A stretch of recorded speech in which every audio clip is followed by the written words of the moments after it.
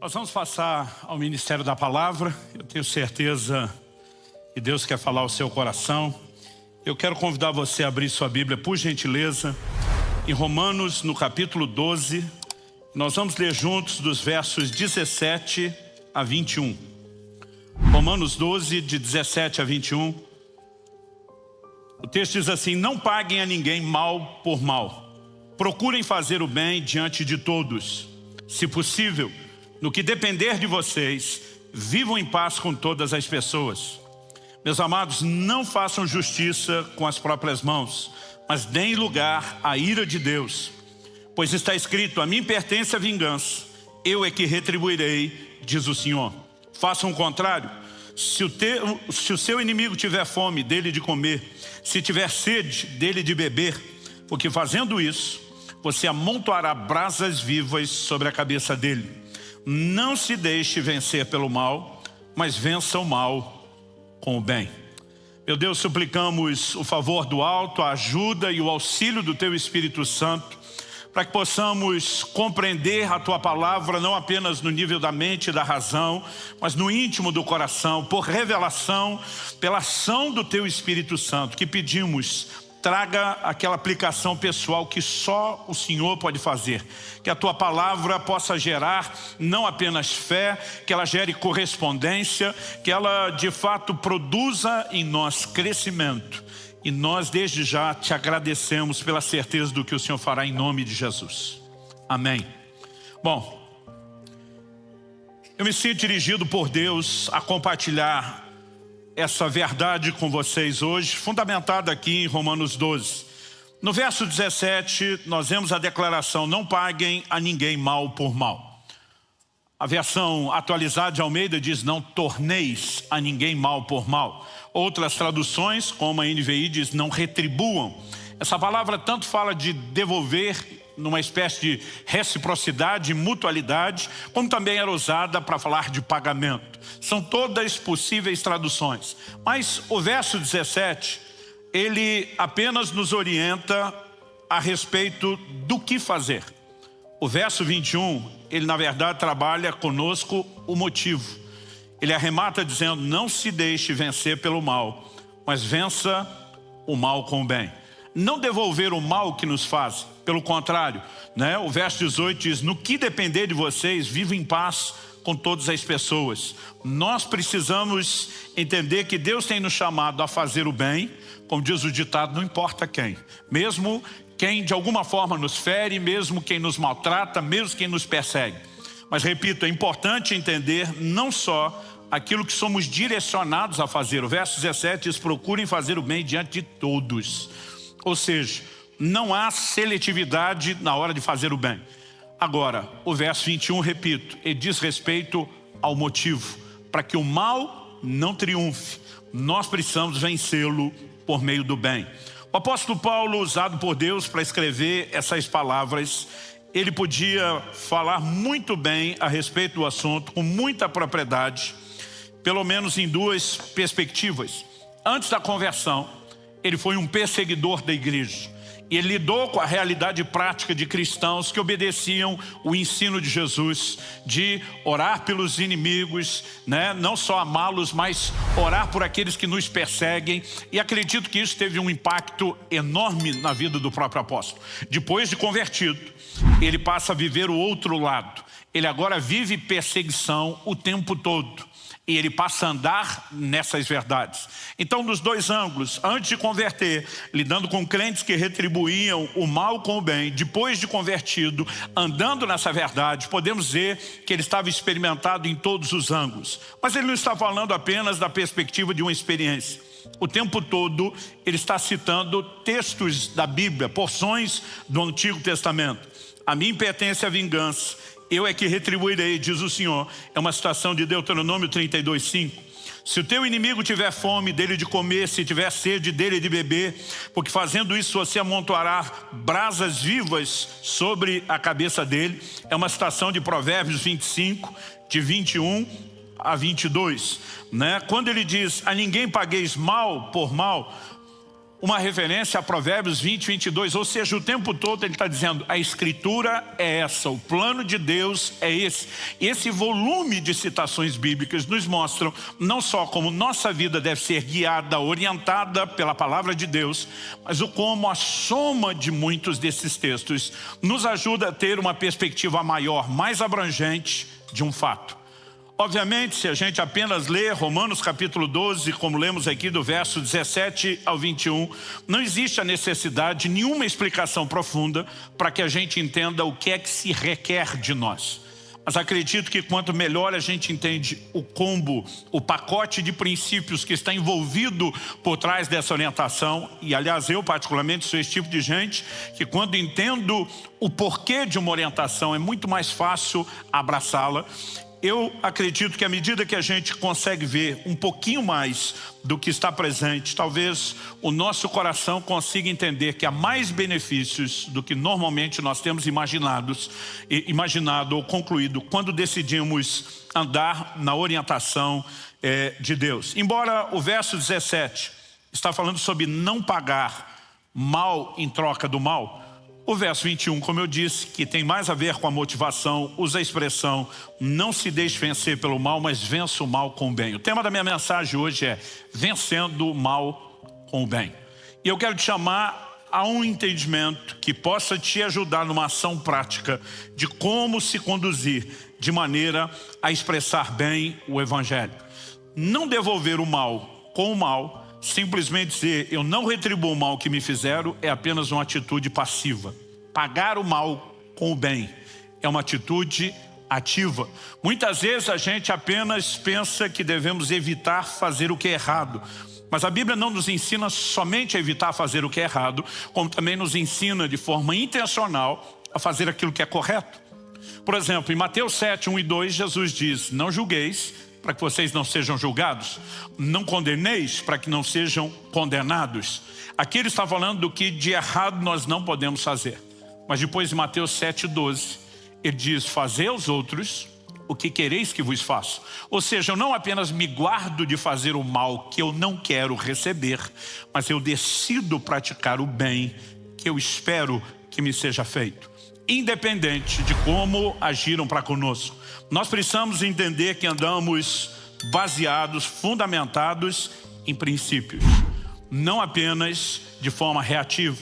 Infelizmente, a maioria das pessoas, às vezes muitos cristãos, estão apenas respondendo, reagindo à forma como lhes tratam. E o ensino bíblico, para mim e para você, é diferente. É mais do que você vencer a ofensa, é ir além do perdão, é dizer, eu retribuo o mal com o bem. Eu me lembro de uma ocasião, há um tempo atrás, essa é uma frase que já repeti muito nos últimos anos, mas de uma pessoa que me aborda indignado. Ela me viu falando bem publicamente de uma pessoa que ela sabia, que eu sabia, que a pessoa estava falando mal de mim publicamente. E ela falou assim, eu não entendo você. Você sabe que o fulano te detona e você está falando bem dele. Falei, o que fulano faz revela quem ele é. O que eu faço revela quem eu sou. Se eu simplesmente jogo o mesmo jogo, eu estou deixando que ele me rebaixe a um nível diferente das Escrituras. Deus não nos chamou para sermos reativos ao comportamento das pessoas. Deus nos chamou para espelhar o caráter dele e o comportamento que ele mesmo tem. A Bíblia diz que ele nos amou quando éramos seus inimigos. Ele nos fez o bem por meio de Cristo quando éramos seus inimigos. E ele estabeleceu qual o padrão, qual o princípio no qual eu e você devemos andar. Quem está entendendo, diga amém. Para que a gente possa olhar para esse texto, que por si já é, eu diria, autoexplicativo, eu gostaria de seguir a lógica que o próprio apóstolo Paulo aplica, citando muitos textos do Antigo Testamento, para que a gente consiga enxergar melhor, de um modo mais abrangente o princípio. Eu gostaria de falar de outros textos bíblicos que ilustram de uma maneira muito prática o que Paulo está dizendo. Nós temos pelo menos 2 exemplos no Velho Testamento de gente que deu de comer e deu de beber para outras pessoas que lhe tinham feito mal. Em todas essas duas ilustrações, nós temos uma orientação prática. Uma delas acontece com Isaac, filho de Abraão. A outra acontece com o profeta Eliseu. Eu gostaria que a gente pudesse avaliar esses dois textos.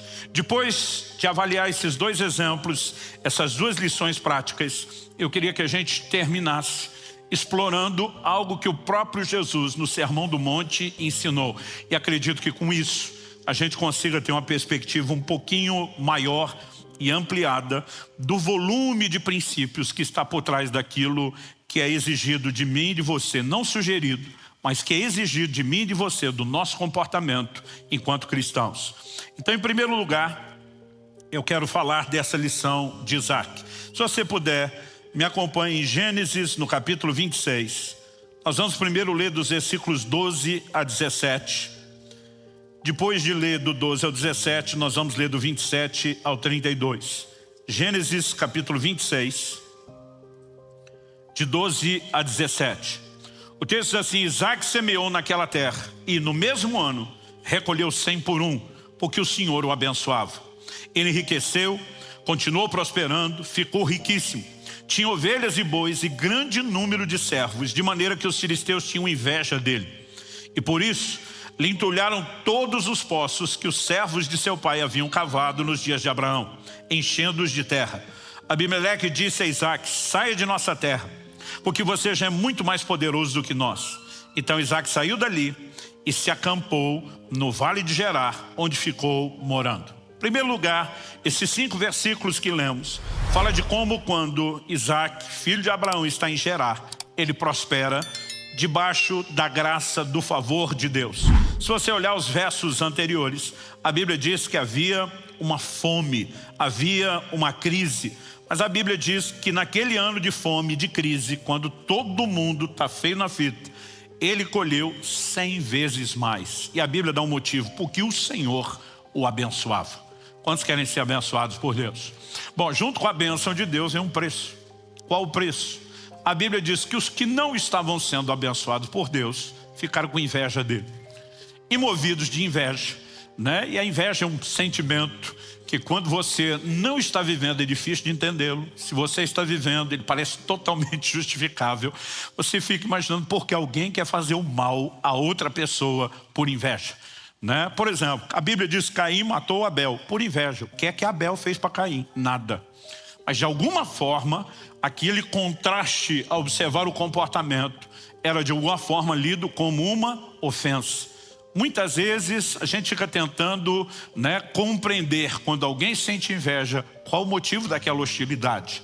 Mas se eu e você somos tomados pelo sentimento de alguma forma, parece que ele é totalmente justificável. E por conta dessa inveja, a Bíblia diz que começaram a entulhar os poços, né? Poços que foram abertos já desde a época de Abraão, seu pai, que também tinha peregrinado em Gerar. A coisa vai se tornando cada vez mais difícil, o relacionamento cada vez mais complicado, e a hostilidade chega num ponto onde ele é literalmente convidado a se retirar. Ele recebe uma gentil proposta: vaza, some daqui, nós não queremos você no nosso meio. Então ele simplesmente levanta, literalmente levanta acampamento e muda. Agora, o que é que acontece? Se você der uma olhadinha comigo agora nos versos 27 a 32, a Bíblia diz, eu vou começar no 26, a Bíblia diz assim: Abimeleque, seu amigo Alstate e Ficol, comandante do seu exército, saíram de Gerar para encontrar Isaac. Isaac perguntou: por que vocês vieram à minha presença e me odeiam e me expulsaram do meio de vocês? Eles responderam: vimos claramente que o Senhor está com você. Então pensamos, seria bom se houvesse um juramento entre nós e você. Queremos fazer uma aliança com você. Acho interessante a ideia. Pensamos, seria bom. A pergunta é: bom para quem? Eles estão sendo bem interesseiros. Verso 29. Você jura que não nos fará mal, assim como nós também não fizemos nenhum mal a você, mas fizemos somente o bem e o deixamos ir em paz. Você é agora o abençoado do Senhor. Então Isaac lhes deu um banquete, e comeram e beberam. Levantando-se de madrugada, juraram de parte a parte. Isaac os despediu e eles se foram em paz. Nesse mesmo dia, vieram servos de Isaac, dando-lhe notícia do poço que tinham cavado, lhe disseram: achamos água. Vamos observar juntos aqui algumas coisas. A noção de bem que esses camaradas de Gerar tinham. Nós deixamos você em paz, nós não matamos você. Nós te fizemos bem. Essa era a noção deles de fazer o bem. Então nós esperamos que você nos trate bem, porque nós te fizemos o bem. Entulhar os seus poços, né? O perseguiram, o hostilizaram, o expulsaram, mas a perspectiva ainda é, podia ter sido pior. E nós te poupamos do pior. Como que Isaac respondeu? A Bíblia diz que Isaac deu um banquete. Aqui não fala apenas de oferecer uma comida, uma sobra de comida. Fala de fazer algo especial, distinto e oferecer o melhor. Normalmente, com quem você quer banquetear, né? Banquete não fala apenas da celebração de uma data, como muitas vezes temos na nossa cultura, mas ele sempre esteve relacionado ao longo da história com a celebração de pessoas. Normalmente, os convidados são pessoas honradas, são pessoas que apreciamos. Mas a Bíblia diz que Isaac decidiu tratá-los dessa forma. Lhes deu um banquete, a Bíblia diz, comeram e beberam. Eram os seus inimigos. Ali não era nem meramente a fome, uma necessidade. Ele simplesmente decide agir com dignidade, com honra. Qual foi o resultado? O resultado não é apenas que a paz é definitivamente estabelecida depois daquele banquete por meio de um juramento. Mas a Bíblia diz, naquele mesmo dia, a Bíblia diz que eles saíram de madrugada, provavelmente o jantar foi à noite, não se viajava à noite no escuro. Então logo está amanhecendo o dia, eles começam a viagem. A luz do dia chega, o dia de trabalho e produtividade começa e vem a notícia no mesmo dia. A Bíblia não diz foi na mesma semana, não diz foi na semana, no mesmo dia. Eles simplesmente olham para Isaac e diz, achamos água. Interessante que daqui para frente não existe contenda por aquele poço, como existiu pelos outros. Deixa eu dizer algo para você, é indiscutível que quando eu e você nos aliamos ao coração de Deus, nós passamos a estar debaixo de intervenções de Deus de uma forma sobrenatural. A nossa cabeça, ela muitas vezes nos engana, porque nós somos tentados a colocar em xeque aquilo que Deus fala. Muitas vezes eu e você queremos ter toda a certeza de que se o que Deus falou é realmente certo ou não, se é justo ou não, como se ele não fosse confiável. Eu gosto de dizer que o primeiro pecado cometido pelo homem lá no jardim não foi a desobediência ao que Deus falou, foi a incredulidade. Quando Satanás consegue colocar no coração do primeiro casal o questionamento se o que Deus falou é justo ou não, ou qual a intenção que Deus tem por trás daquilo, é que ele consegue minar a obediência depois. Porque a obediência, ela sempre é fundamentada na fé e na confiança. E eu e você precisamos aprender a confiar em Deus. Por exemplo, o tempo todo, quando estamos falando do assunto da ofensa, que é o que está relacionado com o que vamos abordar aqui hoje. Quando falamos só sobre perdão. Perdão é só não retribuir o mal com o mal, é liberar alguém no coração. Uma das coisas que eu mais ouço em 30 anos de ministério pastoral, as pessoas dizem, não é justo. Eu digo, como não é justo? A Bíblia diz que Deus é justo, que Deus não é injusto. Nada do que Deus faz ou propõe é injusto. É uma extensão do que Ele é. Deus oferece perdão. Deus nos pede para perdoar como Ele. Como pode ser injusto? Porque nós somos traídos pelo quê? Pelas emoções. Fulano me ofendeu e agora eu não posso fazer nada, fica por isso mesmo. A Bíblia nunca diz que fica por isso mesmo. Quando você perdoa, você decide, de acordo com o texto, você não fazer justiça. E quando Deus diz, não vingue a você mesmo, não faça justiça com as suas mãos, Ele se apresenta como justo juiz. E Ele está dizendo que quando você não julga, Ele pode ser o seu juiz. Mas se você for o seu próprio, Ele não será o seu juiz. Então, na verdade, eu posso te garantir que não é justo é você se vingar e fazer justiça com a sua lente, com a sua perspectiva limitada. Quando nós simplesmente não julgamos e confiamos em Deus, é Ele que entra em cena, é Ele que cuida de tudo. Nós precisamos entender que nesse momento Isaac não está apenas escolhendo um caminho de passividade. ele escolhe intencionalmente, eu vou fazer o bem, mas essa turma fez mal. O que eles fazem reflete quem eles são. O que eu faço precisa refletir o que eu sou. Eu não posso ser um espelho das pessoas, de como elas me tratam. Eu preciso ser um espelho de Deus, de quem Ele é, porque Ele me chamou para ser parecido com Ele. Quem está entendendo? Agora, quando entramos neste lugar, não só o nosso coração é abençoado, não só a paz pode ser desencadeada, mas intervenções serão experimentadas da parte de Deus. Aliás, eu acho interessante observar que quando a gente observa histórias como essa, uma coisa que me vem o tempo todo ao coração, né? O verso 16 diz que eles pediram para Isaac deixar Gerar, sair da terra deles, né? O verso 23 diz que dali Isaac foi para Berseba. Nós não lemos o verso 23. O 24 diz, na mesma noite que ele sai, o Senhor lhe apareceu e disse: eu sou o Deus de seu pai Abraão, não tenha medo, porque eu estou com você. Eu o abençoarei, multiplicarei a sua descendência por amor de Abraão, meu servo. O que Deus está dizendo? Não assusta com a ameaça deles, nem com a hostilidade deles.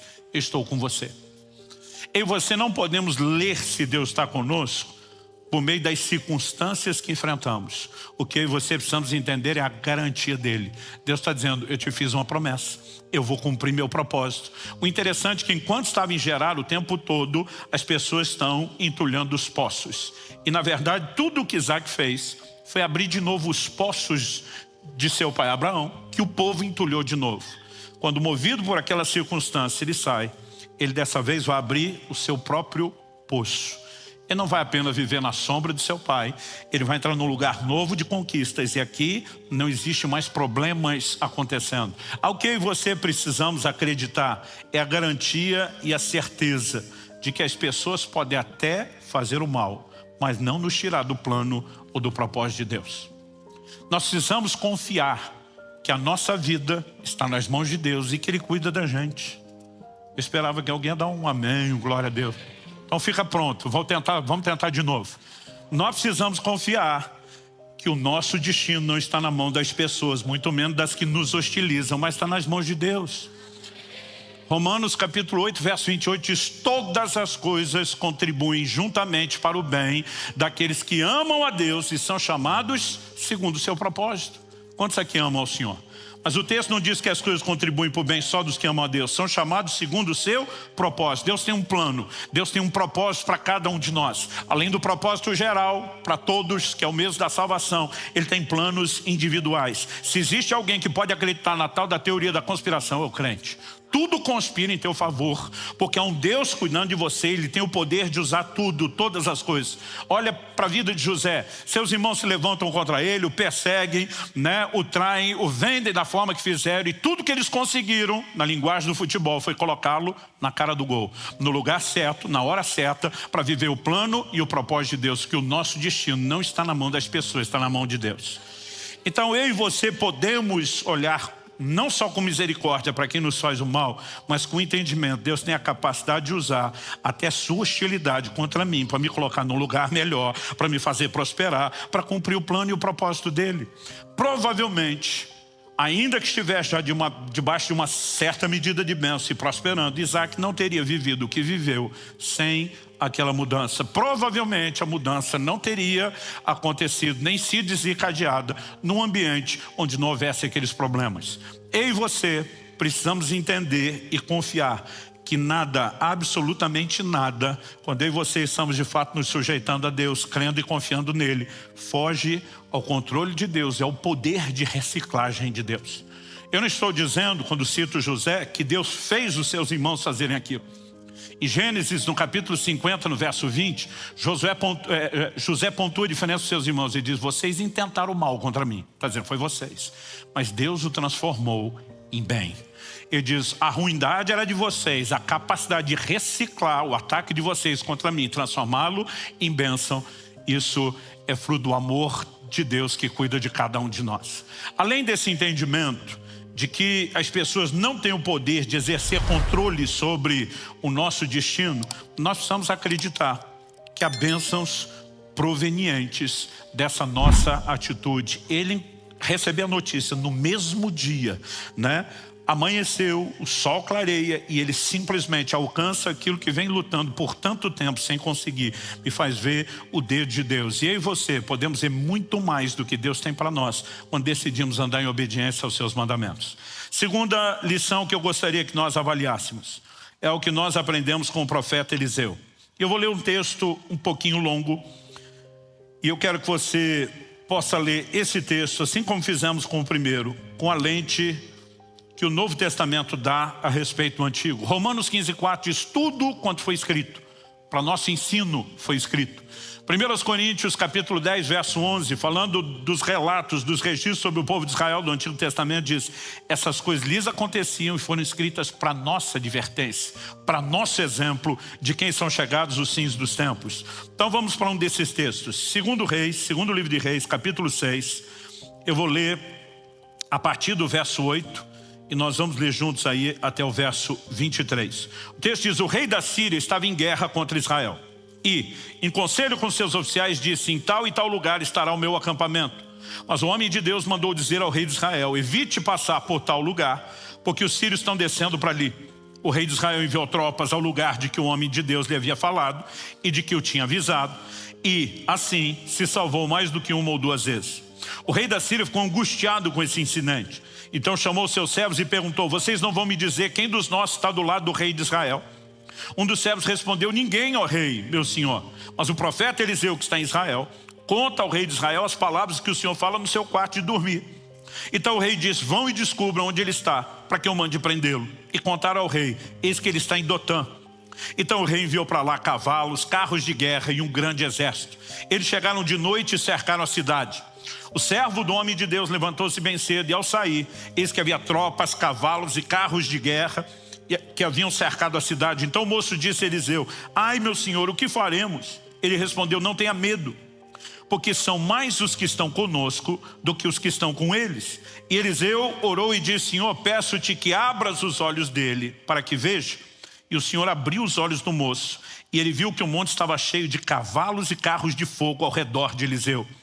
E quando os sírios desceram contra ele, Eliseu orou ao Senhor e disse: peço-te que firas essa gente de cegueira. E ele os feriu de cegueira, conforme a palavra de Eliseu. Se o texto terminasse aqui, a gente ia pensar que Eliseu estava bem nervosinho. Mas olha a continuação. Então Eliseu lhes disse aos homens feridos de cegueira: não é este o caminho, nem esta cidade. Sigam-me e eu os guiarei ao homem que vocês estão procurando. E os guiou à cidade de Samaria. Deixa eu abrir um parênteses. Samaria era a capital de Israel, o reino do norte. Depois do reino dividido, a partir de Roboão, né, filho de Salomão e neto de Davi, 10 tribos formam o reino do norte e só 2, Judá e Benjamim, formaram o reino do sul. Então Samaria é a capital do reino. Era o lugar onde estava o rei com todo o seu exército. A Bíblia diz: e os guiou à cidade de Samaria, uma cidade murada. Quando eles chegaram a Samaria, Eliseu disse: ó Senhor, abre os olhos desses homens para que vejam. E o Senhor abriu os olhos deles e viram, e eis que estavam dentro de Samaria. Quando o rei de Israel os viu, perguntou a Eliseu: meu pai, devo matá-los?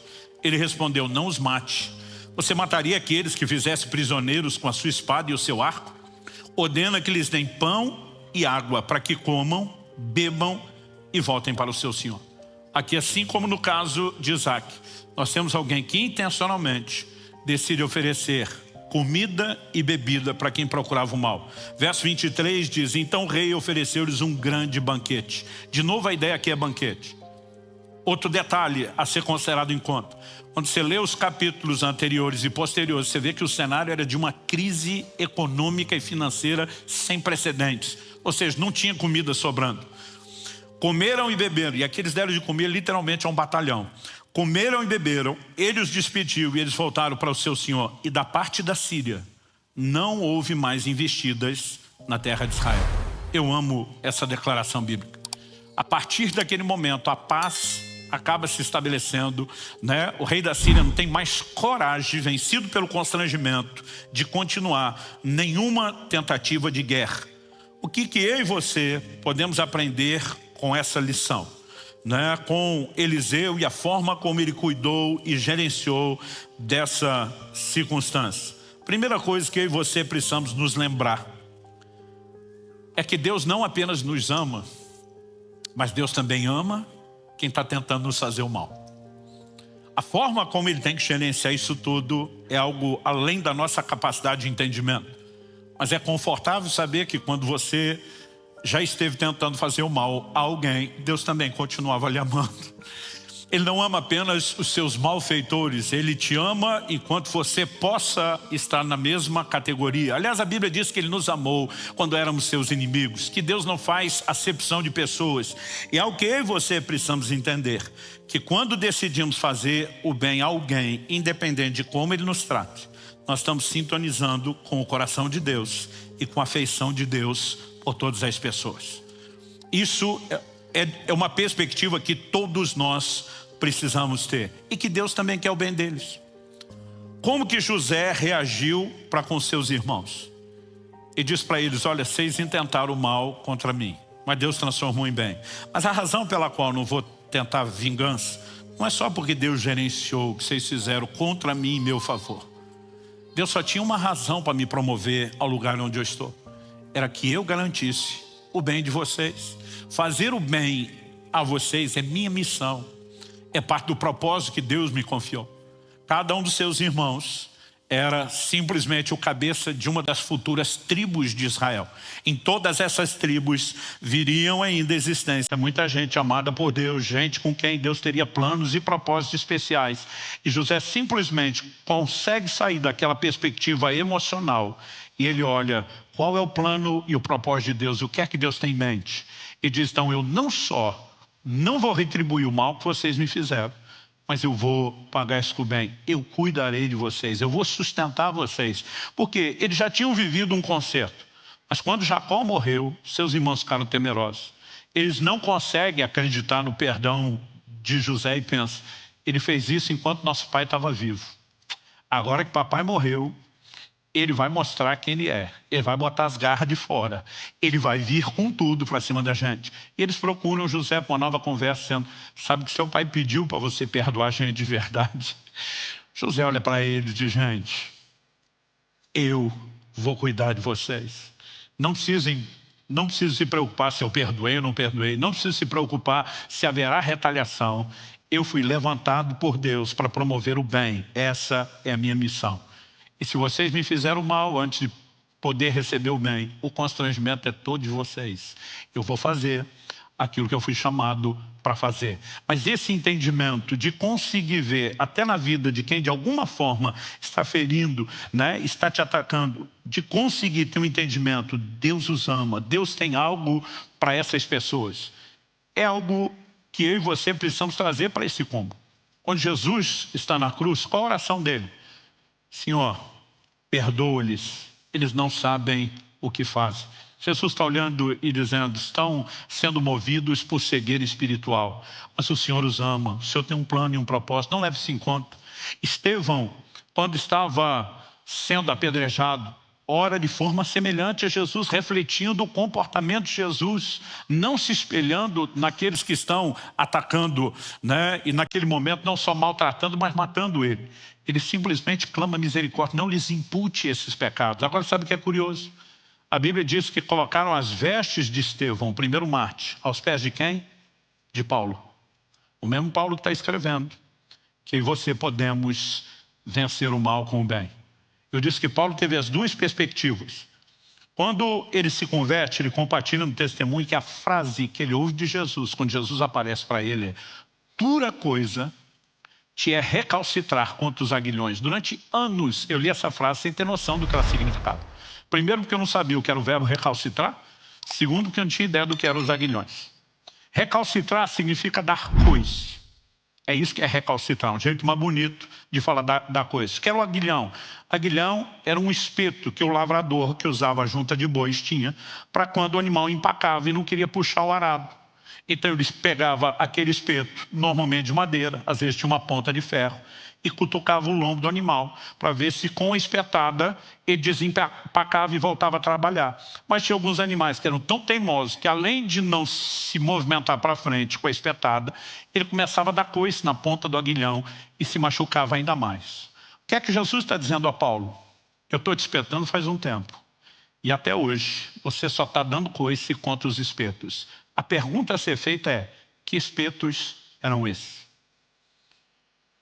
Por eliminatória, eu não consigo pensar em nada que não seja o comportamento dos cristãos que Paulo perseguia. Presenciar uma cena como essa, de um homem sendo apedrejado e ajoelhado, orando por você, que coordena a equipe que está executando, ela tem que produzir alguma coisa na consciência dos outros. E eles carregavam esse entendimento. Deus ama essas pessoas que estão me hostilizando como me amava quando eu mesmo hostilizava. Paulo, depois de convertido, agora ele passa a ser perseguido e agora ele adota exatamente o mesmo comportamento que ele viu em tantos crentes, porque a Bíblia diz que ele assolou a igreja de Deus. Ele perseguiu a igreja. Ele arrastava homens e mulheres à prisão, consentia com a morte de muitos como a de Estevão, mas ele simplesmente passa a ter um entendimento que os que o trataram bem também o tinham. Deus tem um plano na vida de quem está me fazendo mal. Existe algum nível de cegueira espiritual, emocional, qualquer que seja, que esteja levando essa pessoa a me atacar. Mas Deus tem um plano e um propósito para ele, como tem para mim. Eu não quero tomar partido em fazer absolutamente nada contra essas pessoas. Algo que eu também e você precisamos entender é a consciência de que Deus está conosco, mesmo quando nos persegue. Tem uns crentes que desacreditam que Deus está com eles só se as coisas estiverem boas. Nós precisamos entender que Deus está conosco quando as circunstâncias são favoráveis e quando não são. Ele prometeu, eis que estou convosco todos os dias até a consumação dos séculos. Eu sei que a gente oscila emocionalmente em altos e baixos, mas eu gosto do Salmo 139, diz, se eu subir aos céus, o Senhor está. Se eu fizer a minha cama no mais profundo do abismo, o Senhor também está ali, nos altos e baixos. Ele está conosco o tempo todo. A presença de Deus conosco não depende de circunstâncias, não depende de como eu e você nos sentimos. A Bíblia diz que Isaac está sendo hostilizado pelos filisteus justamente porque Deus o abençoa. A Bíblia diz que Deus era com José e ele não deixou de ser hostilizado porque Deus era com ele. A questão é os desdobramentos que as circunstâncias vão ter porque Deus era com ele. Então, em cada uma dessas situações, Eliseu, o rapaz está com ele, está apavorado, está olhando só o natural. A cidade está cercada por um exército. Deus olha e diz, Senhor, abre os olhos do piar, versão paranaense da Bíblia. Abre os olhos do piar, ajuda ele a ver o que ele não está enxergando. A Bíblia diz que Deus abriu os olhos do garoto e ele viu um exército celestial muito maior, muito mais numeroso, com a mensagem. Deus está dizendo, eu posso gerenciar alguns níveis de maldade e hostilidade dos outros contra você, sem deixar de estar com você, sem deixar de cuidar de você. E quando você tem a perspectiva maior, é muito mais fácil você conduzir-se naquilo que você está passando ou enfrentando. Quem está entendendo? Deus está conosco, mesmo quando nos persegue. Agora eu gostaria que a gente juntasse essas duas lições de gente que deu literalmente de comer e beber aos seus inimigos e foram abençoados por Deus. Pastor, Isaac abriu um poço novo. Qual foi a bênção de Eliseu? Bom, Eliseu não foi preso. O rei da Síria não atacou mais a Israel. Durante o restante do relato daquela história, a Bíblia diz, da parte da Síria não houve mais investidas. Eu e você podemos viver intervenções sobrenaturais quando decidimos cooperar com Deus. Mas eu gostaria que a gente pudesse avaliar, que Paulo está instruindo, esses exemplos que nós vimos a partir da perspectiva do ensino de Jesus. Vá comigo para Mateus capítulo 5. Eu gostaria que a gente lesse junto do verso 43 até o 48. Nosso Senhor diz, vocês ouviram o que foi dito, ame o seu próximo e odeie o seu inimigo. Uma referência a Levítico 19, 18. Mas Jesus afirma, eu porém lhes digo, amem os seus inimigos, orem pelos que perseguem vocês. Essa orientação, verso 45, vai trazer o indicativo de propósito para demonstrarem que são filhos do Pai de vocês que está nos céus. Porque Ele faz o seu sol nascer sobre maus e bons, e vir chuva sobre justos e injustos. Porque se vocês amam aqueles que os amam, que recompensa terão? Os publicanos também não fazem o mesmo? E se saudarem somente os seus irmãos, o que é que estão fazendo demais? Os gentios também não fazem o mesmo? Portanto, sejam perfeitos, como é perfeito o Pai de vocês que está nos céus. Então, portanto, esse link, conjunção explicativa, tem tudo a ver com toda a ideia e o raciocínio que está sendo desenvolvido. Sejam perfeitos, como é perfeito o Pai de vocês que está nos céus. Por que é que nós temos que amar os inimigos, orar por aqueles que nos perseguem? O verso 46 diz, para demonstrarem que são filhos do Pai Celeste. O filho é aquele que carrega o DNA do Pai, que reproduz a natureza do Pai, que manifesta o comportamento do Pai. O que é que a Bíblia instrui a mim e a você enquanto filhos? Efésios 5:1 diz que nós devemos ser imitadores de Deus como filhos amados. Deus espera que a minha e a sua conduta não apenas possa proteger o nosso coração, porque quando eu e você decidimos não retornar o mal com o mal, mas pagar o mal com o bem, não estamos fazendo o bem apenas aos nossos ofensores. Evidente que também estamos guardando o nosso próprio coração. Estamos fazendo bem a nós mesmos. Mas Deus está dizendo, a ideia não é apenas poupar você e ainda assim transportar misericórdia para com o outro. É que vocês sejam instrumentos que revelem o caráter de Deus nessa terra. Ou seja, o meu e o seu comportamento não pode ser espelhado no comportamento dos outros. É por isso que eu e você não podemos ser reativos. O nosso comportamento, ele se espelha em quem Deus é. E a gente simplesmente transborda isso diante de outras pessoas. Porque a questão não é só pagar o mal com o mal. Se você só faz o bem, não a todas as pessoas, mas só quem te fez. A pergunta de Jesus é, qual a diferença entre você e um publicano? Entre você e um gentil? Ele está usando os termos que as pessoas conheciam na época para se referir aos pagãos, aos que não temiam e não serviam a Deus.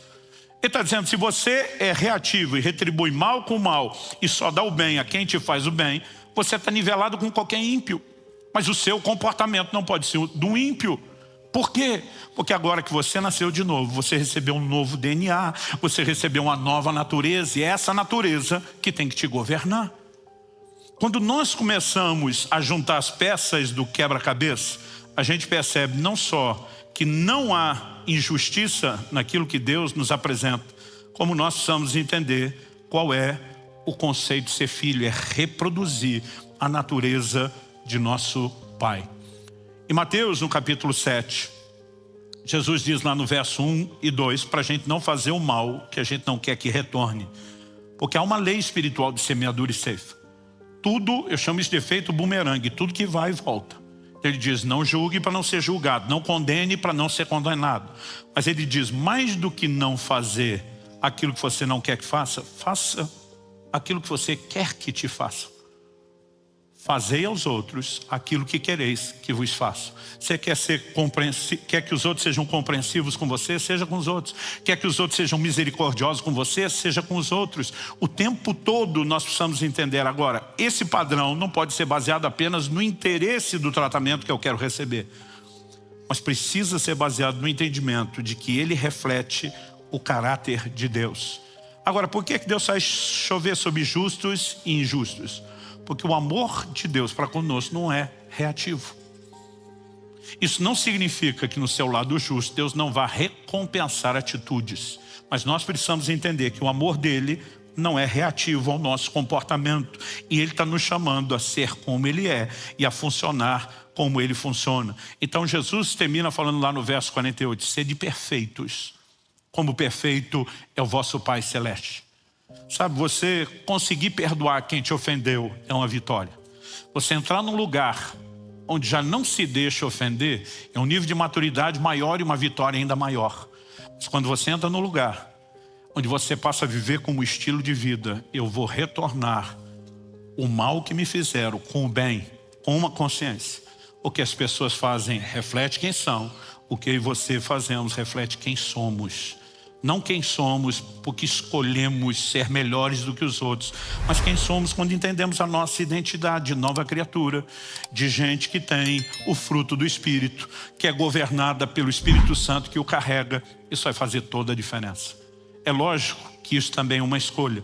Em Romanos, no capítulo 8, no verso 5, o apóstolo Paulo nos faz entender isso. Os que se inclinam para a carne, a velha natureza, vão cogitar pensar, vão ser governados por essa natureza. E a Bíblia diz que a inclinação da carne dá para a morte. Mas os que se inclinam para o Espírito, a nova natureza, a Bíblia diz, esses não só cogitam, pensam as coisas do Espírito, mas se inclinam para a vida. Quando eu e você pensamos não só nos resultados, mas no que a palavra de Deus nos apresenta em relação ao processo de santificação, nós precisamos entender que o aspecto relacional também é parte da obra de santificação para a qual eu e você fomos chamados. Por exemplo, em Hebreus, no capítulo 12, no verso 14, a orientação bíblica é: procurem viver em paz com todos. Com todos é todo mundo sem exceção. E busquem a santificação, sem a qual ninguém verá o Senhor. Para alguns, viver em paz com todo mundo, situação relacional tranquila é uma coisa, e buscar a santificação é outra. A Bíblia está dizendo: busque a paz com todos e a santificação, sem a qual ninguém verá o Senhor. A prova de que os dois assuntos estão sendo tratados como um só está no verso seguinte, o 15. Cuidem para que ninguém fique afastado ou se prive da graça de Deus, e que nenhuma raiz de amargura brotando cause perturbação, e por meio dela muitos sejam contaminados. Busque a paz com todos e a santificação, porque se você não estiver em paz com os outros e uma raiz de amargura brotar, você se priva da graça de Deus, você se desconecta de Deus. Sem santificação ninguém vê a Deus. Ou seja, a maneira como eu e você gerenciamos as emoções e como reagimos às ofensas é parte do processo de santificação. A Bíblia não faz uma distinção e diz: olha, ser santo é guardar da imoralidade do corpo, mas na alma deixa qualquer lixo e toxicidade se acumular. Não, a Bíblia diz que isso é parte do processo de santificação, e eu e você temos que nos guardar disso. Em 1 Tessalonicenses, no capítulo 5 e no verso 15, o apóstolo Paulo diz assim, e aqui eu termino: tenham cuidado. Eu gosto dessas advertências bíblicas do tenham cuidado. Ele está dizendo: vigia, fique esperto, presta atenção. Tenham cuidado para que ninguém retribua aos outros mal por mal. Pelo contrário, procurem sempre o bem uns dos outros e o bem de todos. Uma afirmação muito idêntica à orientação que foi dada em Romanos 12, o texto que nós lemos no início. Aí ele continua e diz assim: estejam sempre alegres. Alegre-se sempre. Em outras palavras, o seu humor não deveria ser ditado pela forma como os outros te tratam. Eu e você temos motivos para estar alegres, independente de se os outros estão nos tratando bem ou não. Eu e você fomos salvos. Temos o nosso nome escrito no livro da vida. Aliás, Jesus disse que a gente tinha que se alegrar mais por isso do que por qualquer outra bênção. Quando os apóstolos chegam dizendo: Senhor, no teu nome os demônios submetem, os enfermos são curados, Jesus diz: alegrai-vos antes, porque os vossos nomes estão escritos no livro da vida do Cordeiro. Ele está dizendo mais do que o mover de Deus nas circunstâncias. Eu e você temos uma alegria eterna, garantida, permanente. E eu não consigo entender um crente que já não se alegra em Deus por causa do que alguém lhe fez. A Bíblia está chamando eu e você a colocar o foco no lugar certo. Para que ajude isso, verso 17 diz: orem sem cessar. Porque na oração eu e você conectamos com Deus, com os recursos de Deus, ajustamos o nosso foco. Olha o verso 18: em tudo deem graças, porque essa é a vontade de Deus para vocês em Cristo Jesus. Todo dia uma pessoa falou: pastor, essa orientação é meio insana e ilógica. Eu tenho que agradecer por tudo. Eu falei: não é por tudo, é em tudo. Ele falou: qual a diferença? Eu falei: a diferença é que você não agradece a circunstância pela circunstância em si. Você agradece a circunstância porque você tem motivos de alegria a despeito delas. Então você permanece grato, porque o seu motivo de gratidão não é meramente circunstancial. Então se você levantar cedo e der uma topada com o dedão do pé no pé da cama, você não tem que agradecer: Senhor, muito obrigado que esse pé da cama estava no meio do caminho. Não é isso, mas a despeito disso, você não precisa dizer: meu dia está arruinado, minha alegria acabou. Eu e você somos orientados por valores maiores. Quem está entendendo, diga amém. Aí ele continua e diz assim: não apaguem o espírito. Porque tem muito crente que por causa de picuinha emocional, ele está deixando de viver o fervor e a intensidade espiritual que poderia estar vivendo. Não desprezem as profecias, examinem todas as coisas, retenham o que é bom. Verso 22, abstenham-se de toda forma de mal. Do que é que ele está falando? Não retribua o mal por mal, há um contexto. Verso 23, o mesmo Deus da paz o santifique em tudo. Que eu santifique em tudo. Santificação integral. Que o Espírito, a alma e o corpo de vocês sejam conservados íntegros e irrepreensíveis na vinda de nosso Senhor Jesus Cristo. Tem crente que ele guarda a santidade do Espírito, pastor, não me meto com nada do mundo espiritual das trevas. Ele guarda a santidade do corpo e diz, estou fugindo da imoralidade, mas entrega a alma dele para o lixo o tempo todo, permitindo todo tipo de sentimento, permitindo que a ofensa entre, que a falta de perdão se instale, como se isso fosse justificável ou permitido.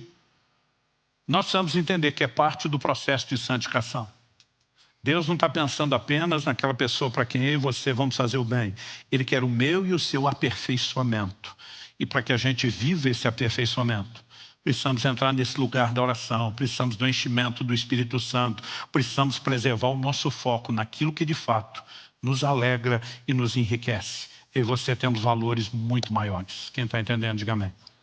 Vamos ficar em pé para parecer que está acabando. Eu gostaria que nós pudéssemos ter um momento de oração juntos.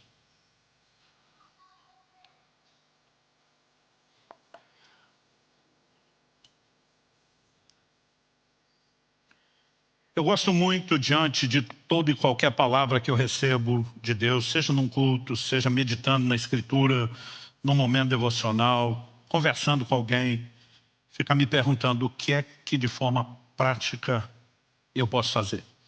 Eu sei que nós mexemos aqui em muitos ângulos e perspectivas, tentando montar o quebra-cabeça todo. E às vezes Deus mexe mais com um numa área, com outro em outra. De repente, o que Deus mais queria trazer ao seu coração é aquele lugar de fé e confiança, seu destino profético. Não está na mão das pessoas, está na mão dele. Talvez para outro, seja simplesmente o entendimento de que você não pode ser escravizado pela ofensa e não pode ser reativo. Mas diante de tudo aquilo que nós falamos, o ponto importante enquanto oramos é: Deus, o que é que o Senhor quer que eu faça?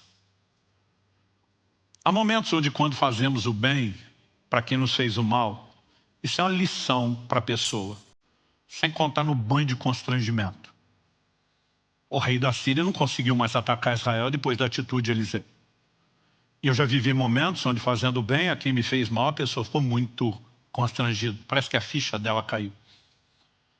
Já houve momentos que Deus me dirigia a fazer o mal, pagar o mal com o bem. E não deixar que a pessoa soubesse que era eu que estava fazendo. Então isso significa que Deus não queria necessariamente fazer algo na vida do outro. Às vezes tudo que Ele quer é ajustar o foco na nossa. Tem a ver comigo e com você. Então, de todas essas variáveis possíveis que nós trabalhamos, e aquelas que eu nem apresentei, mas Deus pode estar trazendo dentro de você, a pergunta mais importante antes de terminarmos a reunião é: o que é que o Senhor quer que eu faça? E nós precisamos ser sensíveis a esse tipo de direcionamento. Precisamos entender que há uma batalha contra a palavra que você recebeu. A parábola do semeador, Jesus fala de uma semente que cai à beira do caminho. Essa nem germina. A chance de dar fruto é extinta assim já de cara, no começo. A Bíblia diz que esses são os que ouvem a palavra e não entendem. Como que Jesus explicou isso depois? Ele diz que as aves vêm e comem a semente antes dela germinar. Na hora de interpretar, Jesus explica que as aves dos céus são os demônios. Há uma briga no reino espiritual. E o diabo quer roubar aquilo que você ouviu, porque ele sabe que o que você ouviu tem o poder de te mudar e quebrar o controle dele sobre a sua vida. Mas muitas vezes a gente só não vê a hora do culto terminar, porque já picou o cartão, pagou com a rotina, nossa mente está focada em outra coisa, e nós não permitimos que aquilo que Deus está falando seja trabalhado. E muitas vezes nós só desligamos isso, e nem nos damos conta de que nós é que estamos sendo roubados. Então, nesses momentos de oração, eu gostaria que nós pudéssemos ter uma cultura que isso não é só o protocolo de final do culto. É um momento onde nós podemos garantir a germinação, a frutificação da palavra. É um momento onde nós podemos ter um direcionamento mais prático, personalizado daquilo que Deus nos fala. E eu quero que você ore e fale com Deus por um instante. Eu vou orar por você. Você não precisa ouvir minha oração. Você pode fazer a sua. Espírito Santo, nós precisamos não apenas do combo da compreensão de princípios, nós precisamos daquela aplicação personalizada que só o Senhor pode fazer. E nós oramos por isso agora. Que a semente da tua palavra lançada no coração dos meus irmãos e irmãs não seja roubada quando saírem desse lugar. Nós oramos para que aquilo que o Senhor começou aqui e agora não termine no final do culto. Nós oramos que aquilo que o Senhor começou continue, cresça, progrida, se desenvolva em cada um de nós. Nós queremos ser trabalhados pelo Senhor, pelo Teu Espírito, pela Tua Palavra e nos expomos a isso. Reconhecemos que toda a natureza carnal se levanta contra essas verdades, reage de forma quase hostil a essas verdades. Mas nós oramos que o Senhor não apenas abra o entendimento espiritual, como traga todo o quebrantamento e sensibilidade necessária para não apenas entendermos, mas praticarmos a Tua Palavra. Nós oramos por isso em nome de Jesus. E desde já te agradecemos pela certeza de que o Senhor nos conduzirá.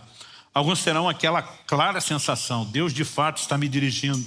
Outros talvez podem acreditar que chegaram à conclusão sozinhos, sem perceber o quanto o Senhor os influenciou. O que nós te pedimos é que o resultado final seja o mesmo, independente de como seja o processo. Que o Senhor nos guie a ações práticas da Tua Palavra.